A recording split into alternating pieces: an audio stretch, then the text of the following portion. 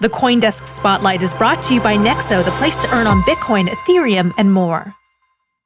All right, our first guest is a sought-after crypto personality at the helm of a multi-billion-dollar crypto empire that includes crypto exchange FTX, trading firm Alameda Research, and DeFi project Serum. Joining us now is Sam Bankman-Fried. Welcome to the show, Sam. So, when you heard the news of John McAfee, we'd love to get your thoughts on have you met John, or he was involved in the crypto space a while back. What were your thoughts? I've never met him, and I was a pretty small fry in the crypto space, I think, when he was most active in it. It's a sad story, and I think every piece of it is sort of sad. And I think tortured soul is probably a correct way to phrase some of it. I think with a lot of these things, when you look at sort of the legacy that they leave behind in crypto, there is a little bit of a double-edged sword. And I think that for a number of people who get accused of, bringing too much hype into this space, people end up judging the negative parts about that, but forget about the good that comes with the bad, and forget about the amount that they move the space forward. I think certainly in sort of the haste to disown Elon Musk after his after his worries, I think there's maybe some of that. I think with McAfee there's some of that, but I also think that he did cross the line. In a number of cases. Some say in a sign of market maturity, the crypto evangelist posited by McAfee has been replaced by the evangelism of Michael Saylor and you, actually, who serve as better role models. Yeah, I think so he embodied the time in crypto. I think that's exactly right. I think he embodied a lot of things about 2017 era crypto, and there are some things like there are a lot of things that I'm glad we've moved on from, frankly, as a space. And none of this is necessarily a comment on him as a person. I certainly had a lot of fun watching some of his videos, and found them super interesting, if nothing else. But I do think that the space needed to grow up. Right. Well, speaking of moving on, you were just in Miami. FTX Arena has overtaken Miami with where the Miami Heat call home. FTX is also striking a sponsorship deal with the Major League Baseball League. So empires are going to wear your crypto exchange's logo. So what was the thinking behind this? I think, as with all of these things, I think a core piece of context from us is, we feel like we've built some pretty cool products in the space, and have a lot to offer to users. We also were not the first mover. We were sort of the last mover of the major exchanges. We do not have tens of millions of users. And so, a piece of this is we feel like our products are ready, and could bring a lot to the space, and that it's time to get our name out there more. And there are a few partners that can do that to the extent that Major League Baseball can. But then I think another piece, which, I think that the Miami Heat Arena also shared, was just the enthusiasm that we found in the partnership. I've been really, really excited working with MLB on this. They've been really great. They've had a lot of creativity. They've been super encouraging. There are a lot of exciting things that we're working on together with them. And, look, it's one thing to sort of have a specific, and now your logo goes here and you pay this many dollars type deal. And I don't want to necessarily disparage those, but we are way more excited about what's the aim with all these sponsorship deals? Are you trying to establish a presence in the United States more? Do you hope to, grow your audience and usership here versus in Asia? That's certainly a piece of it. FTX US is growing. It's a new exchange, but we think there's really high upside there. And we think that we're going to be rolling out products over the next year that are going to be really cool and really unique in the States. And so I do think that's one piece of this. And I think the other piece is, we're here to stay, and we want to become a foundational pillar of the crypto community and of the just broader fintech and financial community. And, I think this is a really compelling way to signal that. That we're going to be here. We're going to be building out. We're going to keep growing what we have. And we're going to keep making things better every day. And that we want to start getting our name out there and our partnerships out there way beyond just the traditional crypto ecosystem, and reaching out to both a lot of the consumers, but a lot of the businesses as well, and the regulators and governments who are starting to tune in more to crypto.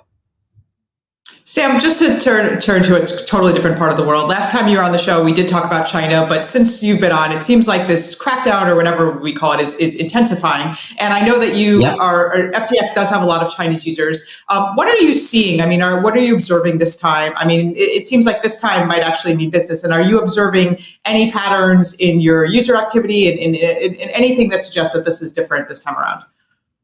Yeah, this one is a little bit different, I think. As with all of these things, I would definitely caution against reading too much into long-term plans. This is, for better or for worse, I think you tend to see the, Chinese government acting more nimbly, more quickly, and bouncing back and forth more in terms of their regulatory approaches to things. And I think this is one example of that where, punctuated in the middle of this period, they had some announcements that were very pro-blockchain and pro-crypto. And so I don't think this is best read as like they're trying to get rid of crypto forever. I think very few governments are doing that right now. I think very few see that as feasible. But I do think that they are moving to take a much, much stronger role in what the crypto ecosystem looks like inside of mainland China. I think we've seen much less activity outside of that. I don't think this has been a global approach. But, I think the clearest signs of this, one, it looks like a lot of hash rate is in fact actually leaving China. After lots of rumored crackdowns that no one cared about and that had very little impact on hash rate distributions, it's moving now. It's moving a lot. That does appear to be true, but the real question is why, right? So, I mean, I've definitely heard various theories on why China's cracking down on mining. On the one hand, there's like the whole environmental thing, but there definitely are people who say that that's not actually the real reason. This is just part of a larger crackdown on crypto trading, and mining is just part and parcel of that. Well, I'm just curious, what do you think is China's main motivation? Because there's definitely no consensus on this. Yeah, I tend to not see the Chinese government as acting randomly and sort of like accidentally. And so I think the sort of like, they're just acting against crypto companies. Here's another sector of crypto. It's sort of the same thing. I think that's probably not what's going on. I think they tend to be pretty informed. I think they tend to be pretty careful about what they do and intentional about it in a lot of cases. And so I think like just saying something crypto is something is not enough here. I think, you have to explain why miners in particular. I think there are a few theories I've heard that seem most plausible. One of them, you can explain it, you can talk about it from an environmental standpoint, but I think an energy standpoint is probably the clearer framing of it, which is, it's using a lot of energy, not an enormous amount, but a decent amount. It's been growing. And, I think some of this just like, I don't know, it's not what they want to be spending energy on. I'm not saying that necessarily is the reason, but I think that's one plausible answer here. And I think another thing that people have brought up is that it does give, when you talk about what crypto means in China, it means a lot of different things. And this specific one that it touches on, it's not worries about, consumer protection. Like that doesn't really apply to mining rigs. The place that it might touch more is capital flight. And so I think like one plausible explanation here, is roughly, might have been seen as a way for people to spend resources in mainland to build rigs that produced offshore assets that could be sold offshore for non-RMB and sort of synthetically be offshoring currency. And so I think that's sort of another plausible angle here that they may have been going for. Sam, we can't talk about capital flight in Asia without talking about Tether. You saw the situation with iron and titanium, or Titan, whatever it's called, the stable coin that went horribly wrong. And you guys are a huge platform for Tether. Tether isn't exactly backed by dollars the way titanium and iron weren't necessarily backed 100% by USDC. How concerned are you of this? And what kind of a situation do you have? What's the arrangement you have with Tether to have so much Tether on your exchange? Yeah, so I'll give you answers. First answer is way less concerned. And, again, I don't want to sort of like divide the world up into good and evil or anything like that. But I will say that, like, if you told me that one of DAI or Tether blew out their peg tomorrow, I would not hesitate in telling you it was absolutely DAI that did. like 99%. And the reason is that, like, you know, when you compare, for instance, you know, commercial paper to Ethereum as an asset to back something that's supposed to have a fixed asset price of $1, like high grade commercial paper is like pretty close to $1 as far as these things go, right? Like if you want to try and tell me that like you think Tether's worth 99.8 cents instead of $1, go for it. I'm not going to try and argue with you on that one. Like, I think the issue though is, I think the issue is that we actually don't know the grading of the commercial paper. We don't know the quality. We don't know if it's high grade or low grade, or with whom, if it's liquid commercial paper or not. You know, I mean, was it commercial paper? I mean, did you guys issue commercial paper to them to receive Tether? Or we don't even know. You know, and I think what I'd say is, again, like I'm not going to be able to prove to you 100% exactly what's there. But I think that there's sort of one version of this, which is like, you know, there's some chance something bad happens, but no particular reason to think of it, which is, I think, what the right prior is here. And there's another, which is like, you know, there's some chance there's something bad here. I'm going to assign a 75% probability to it, which I think is crazy. And so I think what I would push back on there is like try and be quantitative, right? When you say like you don't know what's there, I agree. But you know, what are your priors, right? What's your probability? Like this is all probabilistic. It's all quantitative. Well, one thing we do know is that Tether, if they were in the, you know, the Financial Times had a great report on this, and that is if they were in fact in the commercial paper market, they would have been seen. People who were in the commercial market already, commercial paper market, would have seen that kind of a volume, 60 billion, or actually it's a little bit less than 60 billion. They would have seen that kind of a volume in commercial paper, which is also why it's ringing a lot of alarm bells, is that nobody has actually seen that kind of flow anywhere. And that would have made them a huge player in that market. Yeah, and look, if your prior is that you're pretty confident Tether is a fraud, this isn't getting convinced you it's not, right? I think it's a bad prior. But if that's the prior you're coming from, sure. If the prior you're coming from is you think they do a reasonable job, although it's often a little bit messy, then I think this shouldn't change your prior from that either. I think this is not a big update in either direction. And, you know, we've been through this so many times with Tether, right? Like, do you remember the freak out about the number of dollars in the Bahamas? And how some people were claiming that proved it was a fraud because they were claiming more dollars in Tether than some official register of something about dollars in the Bahamas did?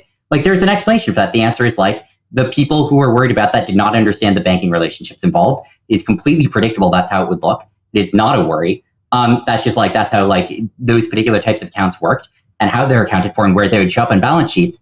It was, if anything, I think safer than people were expecting, you know, given where things actually were. I think this is another thing where, like, you know, you can speculate all you want. I don't think it's much of an update.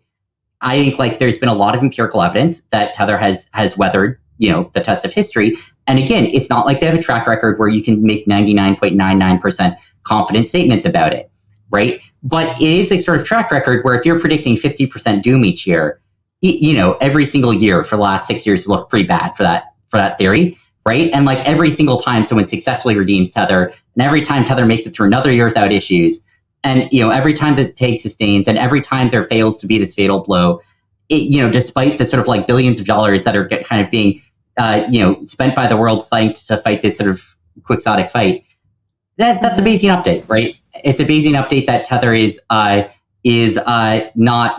in the way that that some people think it is, and I think, like, again, I don't want to try and make absolute statements here. I don't, you know, and if you want to, again, I'm not trying to quibble over tens of basis points. But you know, when you're talking about tens of percents, which is sort of what I'm hearing in terms of what the worries are, right? Like people's real worry is, will a stable coin depeg by 15%, right? I think we've had pretty strong evidence, you know, over time that it hasn't. And you know, I think that this is sort of like more of the same from my perspective. All right. Well, we've heard from Senator Warren, various legislators saying that there could be a bank run. We saw with Titan and Iron that these tokenomics can sometimes be questionable. But that's a totally different story. Like algorithmic stablecoins backed by volatile crypto assets absolutely do not survive bank runs. That's a very different thing than Tether, though.